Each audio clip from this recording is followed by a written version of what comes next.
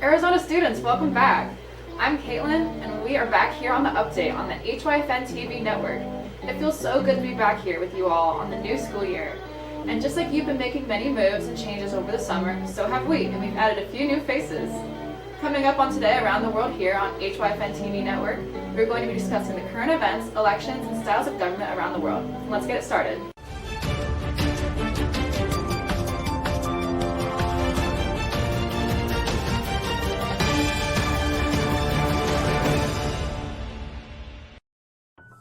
Now, while you all may have been out of school and enjoying your summer break, the world continued on as normal, and that means there is no shortage of news and events to bring your way.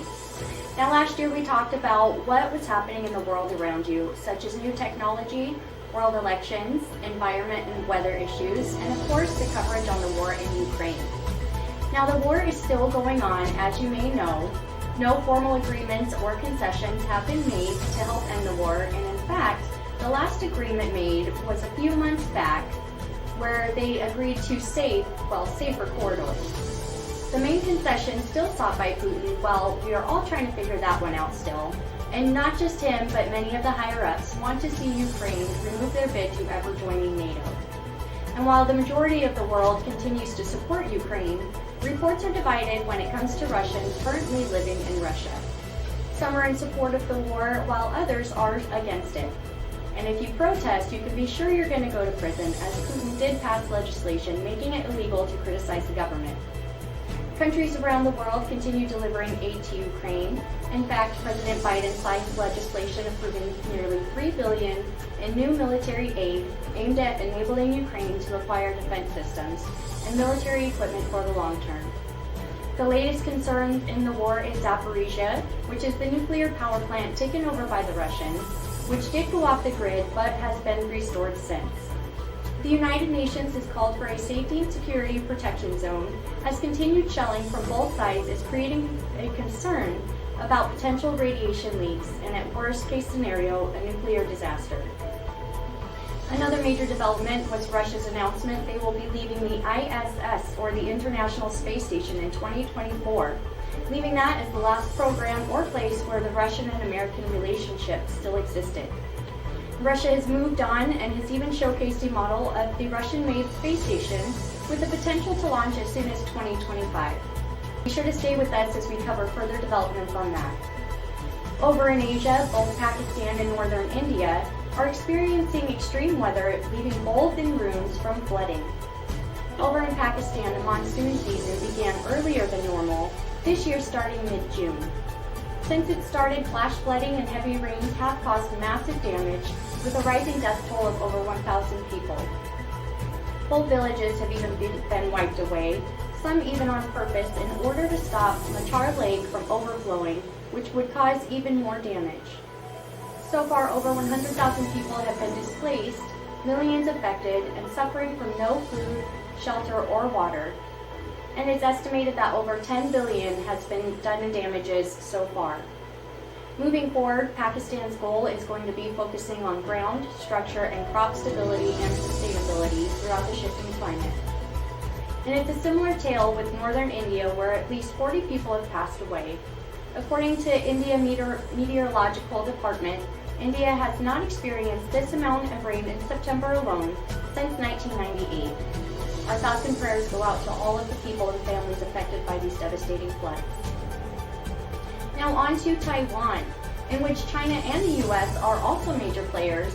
Developments have been continuing. You may remember us reporting the increasing tension between China and Taiwan. And technically, Taiwan runs and governs itself independently. However, China still views Taiwan as part of the mainland and integral to China. China and the US have come to terms over the years on where the dynamic between the three lies, with the US recognizing one China. However, in recent months, things have shaken up, and this was always on the horizon, especially with Russia's invasion of Ukraine, and you can bet tensions did grow. As the US and China went back and forth by hosting drills, changing verbiage on government websites, high-profile politician visits, each in their own way showing their strength. And recently, President Biden approved a $1.1 billion arms sale to Taiwan. This sale provides radar systems to track incoming strikes, as well as anti-ship and anti-air missiles. For now, no official military moves have been made on either side to incite a war or other consequences, and hopefully resolutions can be made before another war starts. And here in the U.S., so much has happened since we last reported to you in May. As mentioned earlier, President Biden agreed to a $3 billion military aid package for Ukraine, as well as just announcing another proposed emergency funding package for Ukraine in the amount of $13.7 billion.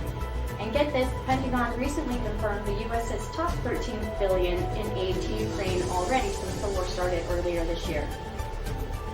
Gas prices have soared at first, and now they are coming down slightly, however remaining higher than before due to inflation and continued restriction to U.S. production. Interest rates have also increased to battle inflation and hopefully prevent a recession. Elections are occurring throughout the United States, and a ramp-up for the presidential race in 2024 has begun. There will no doubt be a fight between the right and the left, also known as the Republicans and Democrats, and that's why we like to keep reporting unbiased and informative information, enabling you to make your own decision. Another historic moment over the summer came when the Supreme Court reversed landmark case Roe v. Wade. We won't go into opinions about the decisions, just know everyone has a right to their own opinion, just like you. And in other U.S. news, NASA is preparing to send humans back to the moon. Artemis is the name of the mission and will consist of multiple trips. One trip is to run tests to make sure the vessel is safe for human travel. The second will take astronauts around the moon, and the final trip will be taking astronauts back to land on the moon, hopefully as soon as 2025. And with the way the year has seemed to pass so far, that will fly by in no time.